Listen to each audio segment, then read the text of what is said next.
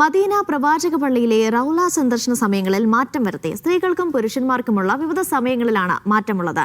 സന്ദർശകർക്ക് 565 ദിവസത്തിൽ ഒരു തവണയാക്കി റൗള സന്ദർശനം ചുരുക്കിയിട്ടുണ്ട്.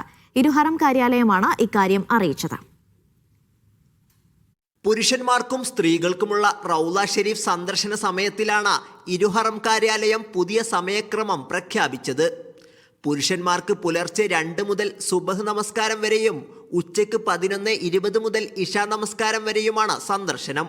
മറ്റു സമയങ്ങളിൽ സ്ത്രീകൾക്ക് റൗളയിൽ പ്രവേശിക്കാനാവും. വെള്ളിയാഴ്ചകളിലെ സന്ദർശന സമയം വ്യത്യസ്തമാണ്.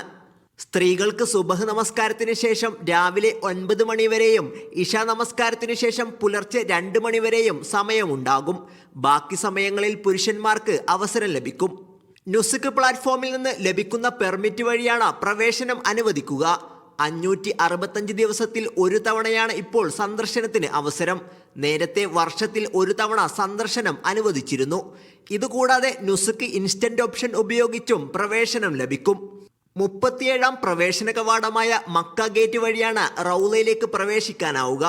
പ്രായമായവർക്കും ഭിന്നശേഷിക്കാർക്കും ചട്ടങ്ങൾ പ്രകാരം വീൽചെയറിലും റൗളയിൽ പ്രവേശനം അനുവദിക്കും.